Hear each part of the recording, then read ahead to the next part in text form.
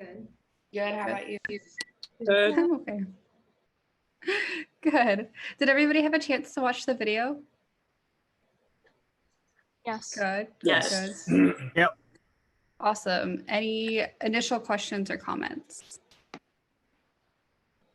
I was actually confused about, I wasn't confused. In the video, it said that you wanted that we should go over like shareholders who do the processed food in lunch programs.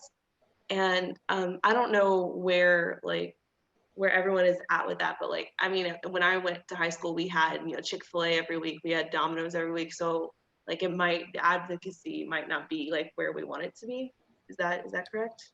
Right, for sure. Definitely like the stakeholders within the school food program is crazy. Like you see Coke, you see Chick-fil-A, you see all these things. They try to get into schools early so that they can get lifelong users of their product.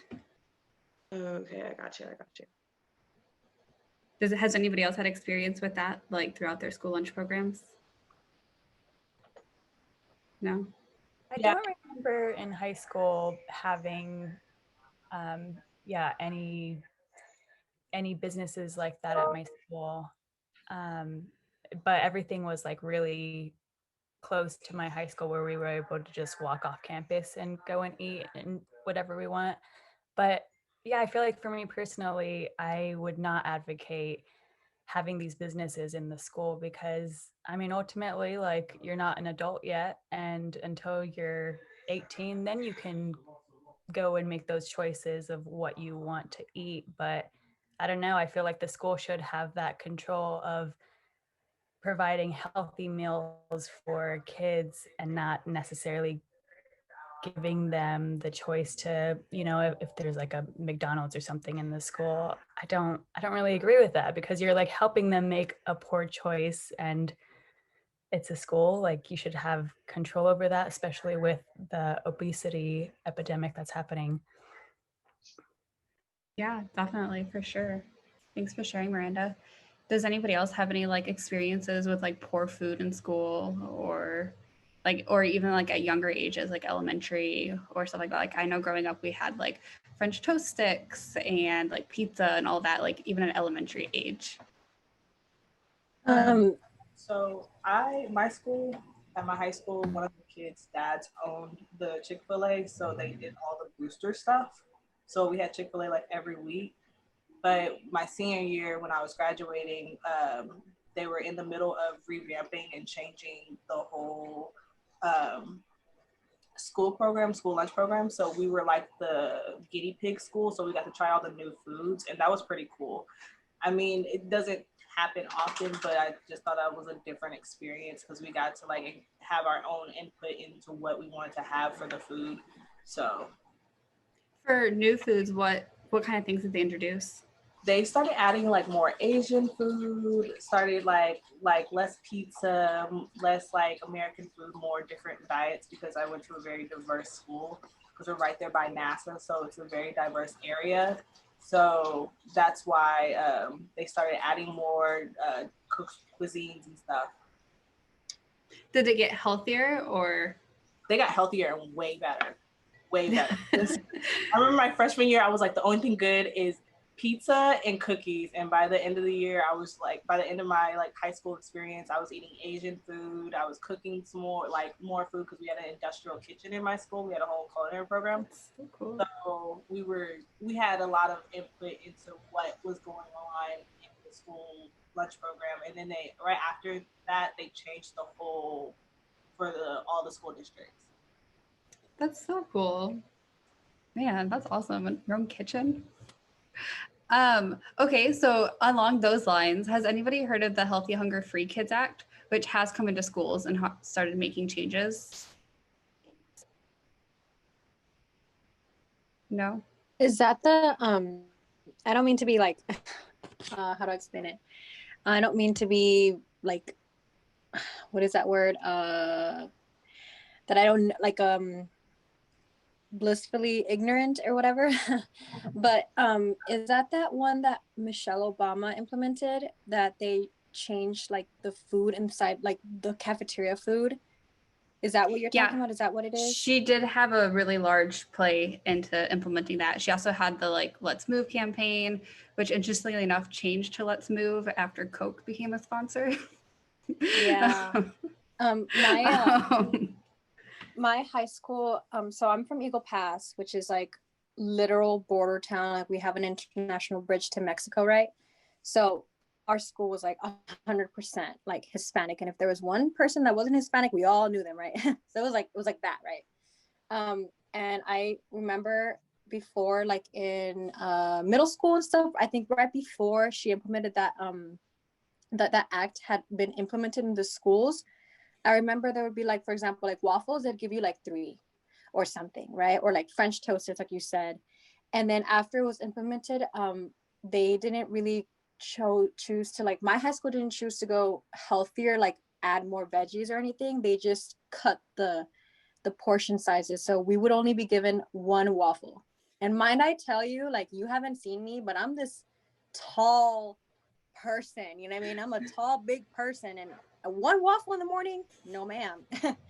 And so like, I mean, I personally, like, you know, I had to bring, like, my mom would make me food and stuff like that, and I feel like a lot of students also from my high school had to eat outside. Or like, for example, if one of my friends, for example, her mom was a stay-at-home mom, and she'd bring food in lunch, like during lunch, because there was just not enough food, you know what I mean? Like, I feel like that act, like, it really left out, like, for example, it might have worked for higher economical high schools, you know what I mean? Like maybe they were able to afford more healthful food, but our high school was not like super economic, like high, like, you know what I mean? Didn't have a lot of money, right? And what they just chose to do was kind of leave us out, and they just like cut the food portions, which really affected me, to be honest. And like, now I'm like, when I lived in the dorms, I was like pigging out because I was able to eat anything I wanted, you know what I mean? Like, it was right there, like Jones was right there, you know what I mean? So for sure, I think that act it meant well, but I feel like for schools that were not didn't have a lot of money, or like, I don't mean to be rude, right, when I say they didn't have a lot of money, but you know what I mean, right? A lot of high schools have different economical backgrounds, and I feel like the lower income high schools, or schools in general, were like kind of not, they weren't getting the benefits of that act, you know? Yeah, for sure. That's a wonderful point to bring up, because the HHFK definitely left out a lot of the lower income schools that, in a sense, it was trying to target. And that was another thing about the HHFK, is that it was in increments, steady increments of like different small changes. And some of the schools definitely couldn't keep up. They didn't have the resources, they didn't have the staff, they didn't have the education within the school, like a dietitian or something like that, to be able to help implement the HHFKA. So it definitely is not a perfect act in any sense. Did anybody else have any other questions, comments? My mom's an elementary school teacher, so she was like going through it, like when they were making these changes. And she said like her kids would just be hungry by the end of the day, not only because they had lunch like earlier in the day, some of them like were scheduled at like, 10:30, but their portions just got so much smaller, and like their budgeting wasn't very good, so they weren't able to like give them nutrient, like dense foods properly. Like they were giving them, she was like happy that they were getting more fruits and vegetables, but other foods that they were getting, like their entrees, just like were not filling them up. It was like, she was like, they're outside playing and like they can't like keep up, and they're tired by the end of the day. So like hard to watch. Yeah, that is. Thanks for sharing.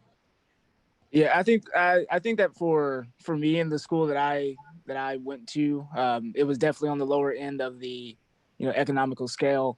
But the unfortunate reality is that schools they play what I would like to say too big of a role in the nutrition background of the children, because a lot of parents see school not as a way to gain knowledge and skills and stuff like that, more so just an extended 8-hour daycare that they can take their children to, and not really have to look after them as much.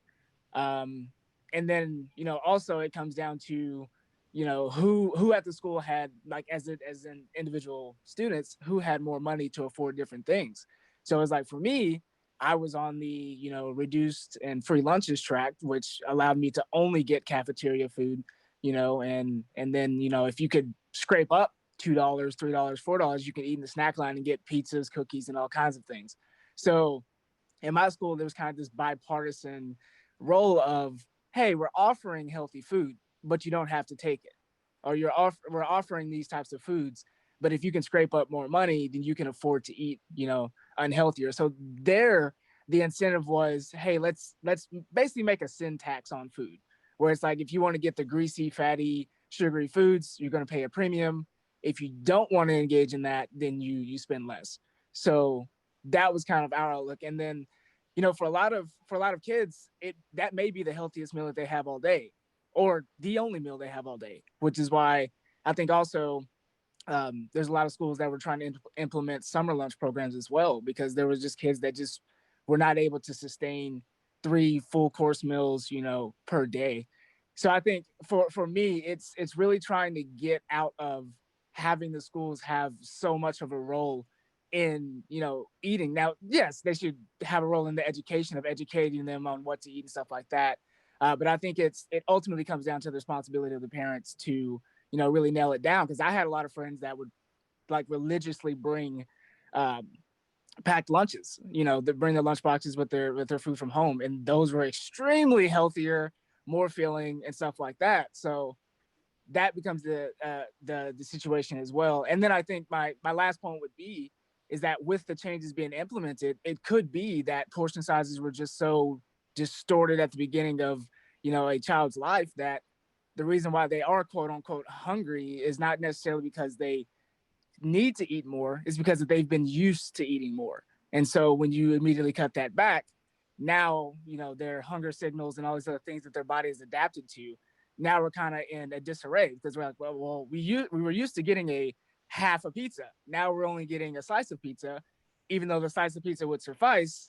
I would love to have, you know, the half of pizza. So I think it's just multi-dynamic, and, you know, it's a tough situation for both, you know, the government to try to implement something that everybody can play a role in, as well as, you know, parents and the children themselves, which the kids just end up, you know, kind of being in that crossfire. So. Yeah, for sure. I think that's a really good point about the larger portion sizes growing up and then coming to school, and those portion sizes are a lot smaller, and maybe what's in school is normal and they're just not used to that.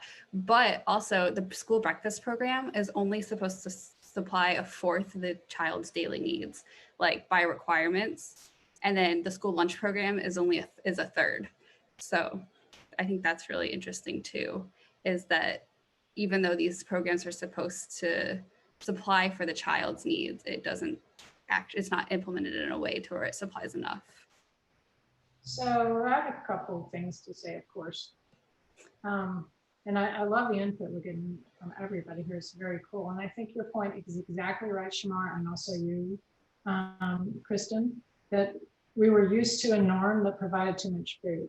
And too much food is good for people that don't have enough food, right? And so that was meeting the needs, at least that they get their food. But we've been, our norm across the nation is in the school meals, and I've done research on school meals for 3 decades, right? Was to provide too much high fat, high salt, low, you know, high processed food, low nutrient dense foods, which fill hunger, which helps learning, but perpetuates our high risk for child obesity across the nation. So, you know, so changes are critical. It's hard to do it just right. Money does matter. These big school districts have a lot more buying power, so they can buy some of the highest quality, most nutrition foods. Smaller school districts have less power. But there's been a lot of pushback about the portion sizes, and I completely get that and understand it, and it's an issue. But also, keeping the status quo has been destroying the health of our nation. That's the problem. So it's not like, well, let's just go back to the old way, in my opinion. I had a question about the plan itself. because I'm curious to know how it's being implemented and how it's being oversight. Is it just something that the government kind of tells the school to do without any instructions or resources for the schools, like namely registered dietitians or chefs or people who are experts about how to conduct a proper healthy meal? Is that offered to the schools at all, or is it just a free for all? It's supposed to be offered to the school, and it's run by the USD FNS, the Food and Nutrition Service Programs. So they're the ones that oversight all of the school food programs. Of interest, one of our graduates from several years ago, her name is Lindsay Rogers. She is the director in the state of Texas for child nutrition programs. And so she's one of ours. And we went and met with them after this to talk about it. Did they want some research, or what were they interested in? They were interested in finding out what parents did like and seeing if that happens. But there's a lot of infrastructure on, that's available for schools. There's lots of help, right? Big school districts can hire a registered dietitian though, and small districts can't. And you can see a real quality difference in the things that they trot out. I don't mean to smash San Marcos, but over the past, I have seen not even real smoothies, but those sweetened beverage icy things that probably have 400 calories as part of the meal plan, right? So it's so bad in places like that. Do people want them? Kids, of course, they would love to have their icy, right? But there is support for it. And I think what we need to do is be nuanced about our support for this, but let's don't throw the baby out with the bathwater and go, let's just go ahead and let everybody have fast food, because it's ruining our health. And on the topic of regulation, it's currently on the decline. They're relaxing the laws, they're making budget cuts. And so it's definitely on the decline. That's the Trump administration. What they have done is gone through and looked at whole grains and salt in particular, which are harder for schools to meet. And so they said, well, you don't have to meet these guidelines anymore. We had the guidelines said over a period of time will improve fruits and vegetables and whole grains, everything you saw in Kristen's video. And then the Trump administration has just said, well, let's don't make it so strict anymore. So there's no, the issue is sodium is a killer for kids too. It just starts their trajectory for heart disease early on. So anyway, I'm gonna be quiet now. And it's interesting. I literally just had a thought that I never really questioned until just now, which is kind of crazy. But sports organizations within schools, the concession stand being literally hot dogs, pizza, salty foods, candy, stuff like that. And then I know that for me, going to basketball events, football events, and stuff like that off campus, like say it's it's a away game in another city, there was a set budget for the coaches to spend money to give to basically to the players. And I can literally count on one hand how many places we went to. And it was McDonald's, Sonic, Burger King, and that's literally it. Like there was really no other options if you didn't, again, just bring your own lunch. And that's another thing too, because it's like, some schools are put under a lot more financial pressure than others, obviously. And then I do remember in that video, it was saying that, those that participated, there would be some kind of financial incentive to do so. But then it becomes maybe the cost of us making these changes are higher than the cost of the financial incentive. So, it still doesn't behoove a school district to do that. But I'm just trying to think of, kind of the middleman solution to it. And there's really not anything that I can readily come up with that makes sense, because you don't want to just stop serving kids, like the schools, just to say, you know what, we don't want to have a hand in the epidemic that's growing, so let us stop our food programs altogether. Parents, you guys need to get together and make meals for your kids, bring them to school and stuff like that, because then that'll just be detriment in the other direction of those kids that's not feasible for. So it's a very complex situation that I couldn't even begin to try to figure out how to get everyone under a certain compliance level that's safe for children. And I mean, ultimately, I think it's making the cuts elsewhere to improve, like for those school systems, to improve the overall well-being of their children, which I feel like in the long run will make changes, but it's just marketing that towards school districts that, hey, you need to make these changes because it'll overall help the attendance, it'll help the students' education, it'll help them for a lifetime of success. So that's a really good point. Hungry kids can't learn. And I've done several research projects. I know I said I wouldn't talk anymore, but I've done several research projects in poor districts around our area over the past couple of decades. And one of the most poignant things I've seen in San Marcos, you know, we have a high obesity rate here and have for a long time. But we did a study where it was a plate-waste study where we had the kids eat their breakfast. So we knew what they got on their trays, and then they would leave their tray on the table. This is elementary kids, instead of throwing them away like they're supposed to when they were done. So we could measure how much they ate by what was left on the tray, right? Can you imagine doing this in the time of COVID? No, but we did it then. So I had this big slew of, I had 16 undergraduate students working on this project. It was really fun. So they went in and they, like if there's milk or orange juice or something left, they would measure it, pour it into a measuring cup and say, well, 8 ounces is left or 3 ounces are left. So we could estimate pretty well how much kids ate of that breakfast. So I did do that, and then we did an intervention. We removed some of the unhealthful foods and added more healthful foods, and that was interesting too because they did, without thinking about it, eat a lot more healthful foods. So that was really interesting. But what's poignant here is that one of the schools, there were kids that would wait until all the other kids left, and then before their class, and they would go and take the orange juices that hadn't been opened off of trays and any other food that hadn't been opened off of trays and stick it in their backpack. So what they were doing, and this gives me chills to talk about it even today, what they were doing is taking that food home because there wasn't enough food at home. So on the one hand, it screwed up our data. On the other hand, it broke our hearts, right? So you realize what's going on now. It's been a lot of things have happened since then. The summer programs that we've talked about, and the, you know, kids are getting, families, at least in the Austin area, can go pick up a week's worth of breakfasts and lunches for kids now, even if they're learning from home. So and the summer, San Marcos has a great summer program. So people have gotten more about getting at food insecurity than they ever were then. But food security is enough calories, but to give the kids the best chance possible for life, they need nutritious foods, right? So it's a paramount importance. So Kristen, you're going to talk about their quiz. You guys, this is important. Listen to her. She's a genius. Okay, so I'm going to move on. We're going to go to a presentation, and this is going to be everything you need to know for your quiz to help you pass your KRDN, which is important. Okay, so I'm going to screen share, which, oh, not too bad.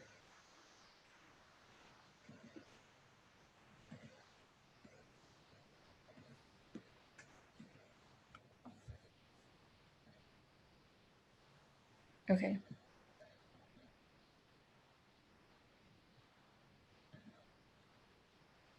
Can y'all see the Prezi? Yes. Beautiful. Okay.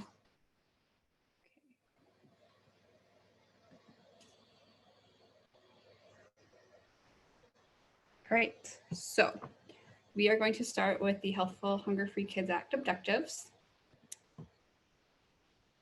And the first one is to increase fruit and vegetable intake. The next one is to increase whole grain consumption.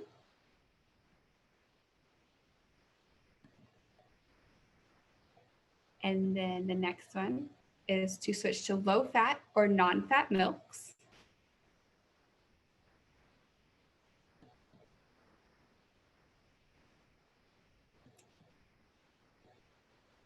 Eliminate trans fats.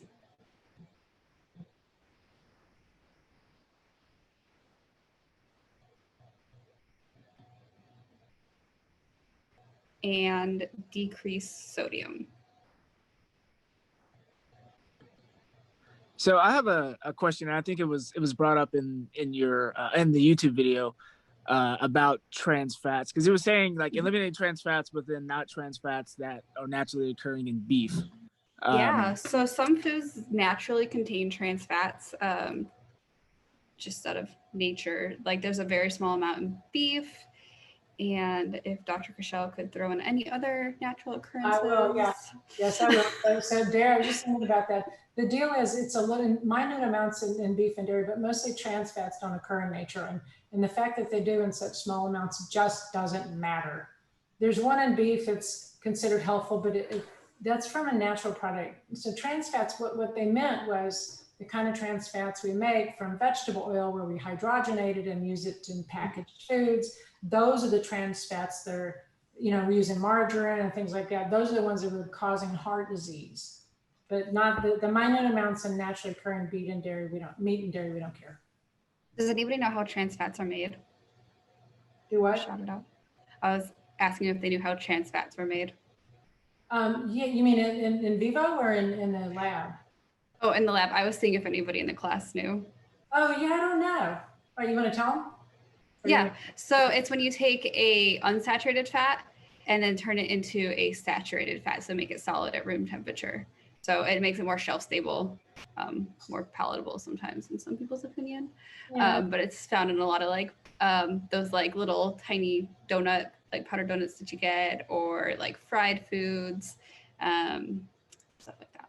But they must have been removed. This is actually one of the health changes that has happened. So it's almost a non-issue. The public health initiatives have taken them off the label or taken them off the issue. So now when there's margarines and other products, sadly, they use palm oil and other types of products that are in theory natural, but destroy the environment, right? To produce fats, they go ahead and kill trees and raise down forests and all this kind of stuff. So it's not an ideal solution either. It's better just to use the oils and not have something that can live on the shelf for 6 years. Okay, did everybody get the 5 objectives of the Healthful Hunger-Free Kids Act? Yes. Beautiful. We are moving on now to the current administration. So currently the climate in the school food system is a decrease in regulation, specifically restrictions, lessen the restrictions on whole wheat, sodium, and milk. All of these have been relaxed, and they don't have to live up to the current deadlines that were in place. There's also been a decrease in budget cuts. Okay, everybody got that?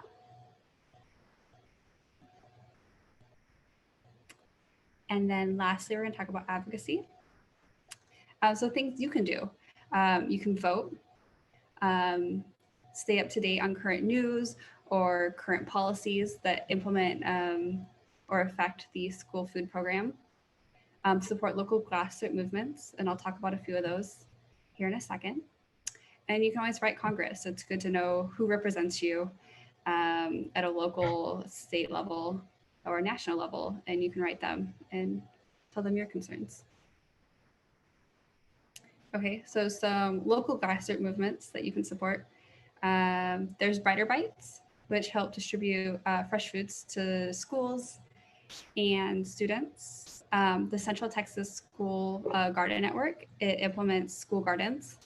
And then Urban Roots helps implement students within the schools to help work on gardens and teaches them where food comes from, where it grows, and gives them just a really good education on how to implement a garden within the school. So I want to mention something for a moment. So Urban Roots, I was a volunteer for Urban Roots, who sat on their farm advocacy board for several years.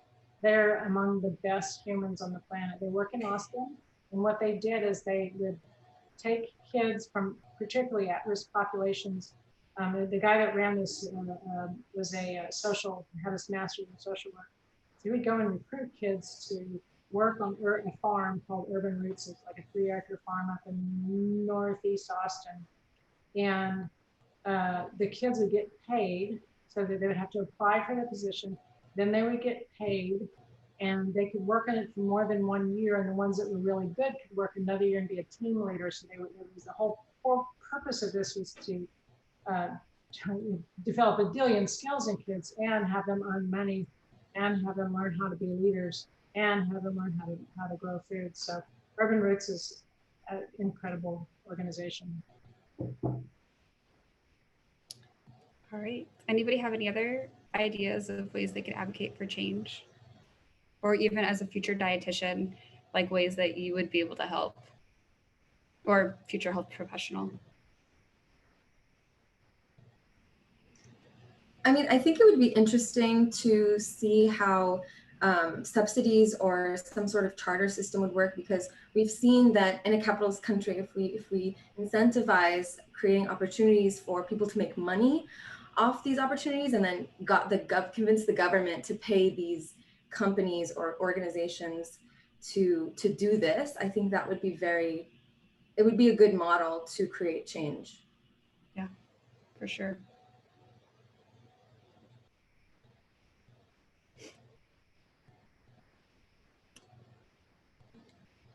Okay, so be sure to know the 5 key objectives of the Healthful Hunger Free Kids Act, what the current climate is like right now, and then what you can do to help create change or help advocate for better policy changes. All right, guys. Thanks. So we need to see and share, I guess. Oh, and then I'm sorry, your assignment for this will open up right after class today. It'll open up at 12:21, and then it'll be due Friday at 5 p.m. Okay, and there's no time limit. It's gonna be 3 questions, and good luck. Okay. Great. So can you stop sharing your screen? Yes. Okay, so I wanted to thank Kristen, because Kristen she was an undergraduate a year ago, right, Kristen? And now she's in her graduate program, and she worked with an undergraduate. I mean, she worked with a graduate student and helped him with his research for a full year anyway, and developed a lot of skills. This is just a small preview of the kind of skills that she's developed, but so it's exciting. So thank you for your work here, and great, I appreciate it. And so her task is, I'm going to give a little plug into Miss Brasfield. And I always tell my class this, I don't know about you, but I'm always afraid of her. And she's a didactic program director. And one of her jobs is to make sure that we have that we accomplish in our classes these KRDNs, which are required for the didactic program. And so this particular project that Kristen worked on is required for ASIN. And you must meet this competency.